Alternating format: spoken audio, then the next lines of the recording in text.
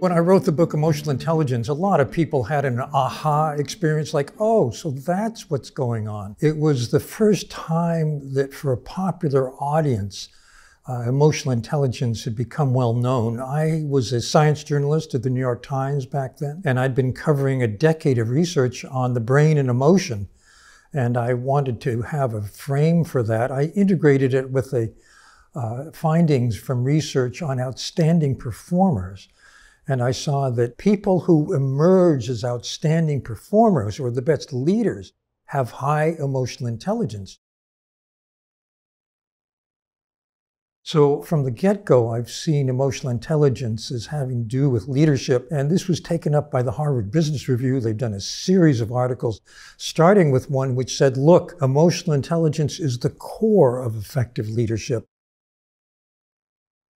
And now I talk about 4 domains of emotional intelligence and then 12 particular competencies of people who are high in emotional intelligence. A combination of self-awareness, managing your emotions well, social awareness, empathy, tuning into other people,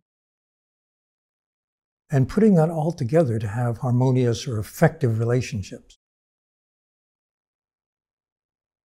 Unlike IQ, which barely budges over the course of our life, emotional intelligence can change. It's learned and learnable.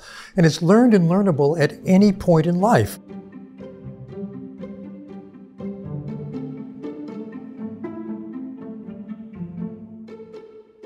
Self-awareness means you know what you're feeling, you know how it shapes your perceptions and your thoughts and your impulse to act.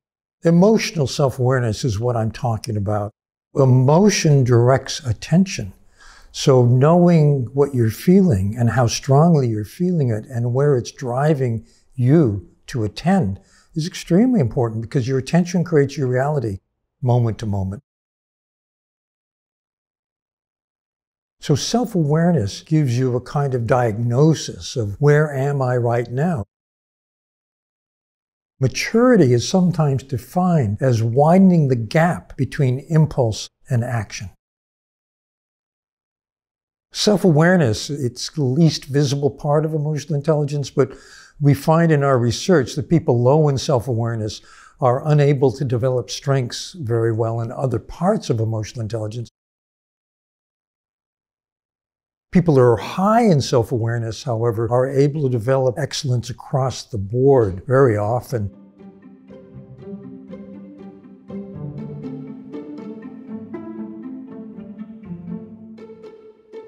Self-management in my model has 4 different components.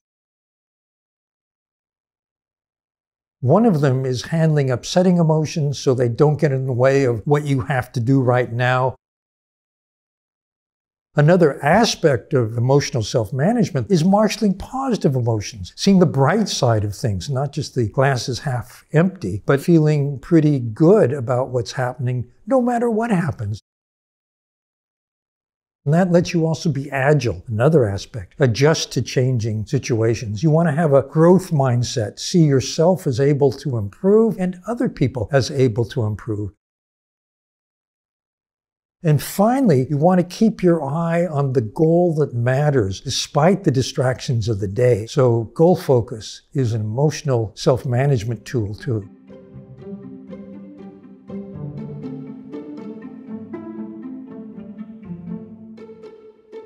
In my model of emotional intelligence, the third part is social awareness, which in one sense means sensing how your organization works. It's a kind of systems point of view. But I think as a leader, what matters more is empathy. How you tune into your people, the people around you, the people above you, to the side, below you. And tuning in has 3 parts. One is cognitive empathy, understanding how that person sees the situation, what their perspective is. It's walking a mile in their shoes, as the proverb says. You're able to sense the language or mental models a person uses as a frame on reality. What language do they use to explain what's going on to themselves?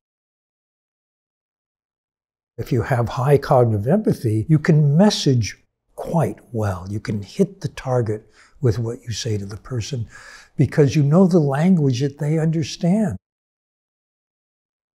The second part is emotional empathy, and this has to do with the design of the social circuitry in the human brain. The brain is designed to lock into the brain of the person in front of us and to create a pathway that's instantaneous, automatic, and unconscious for what that person is doing, intending, and feeling. This lets us know what the person feels because we feel it too. We get an inner signal that tells us what's going on with the other person. And this helps us keep our interaction on the same page, on target, emotionally. The third part of empathy, which I think is really important for leadership and all too often just ignored, is caring. It's called technically empathic concern. And it means, I know what you think, I know what you feel, but I also care about you. And so leaders have to have this ability to communicate that they care about the person, they're concerned about them. This, by the way, builds huge trust, huge rapport between a leader and the people they lead.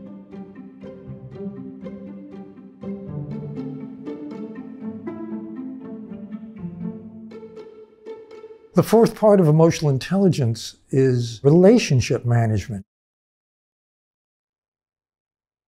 It's what we see every day.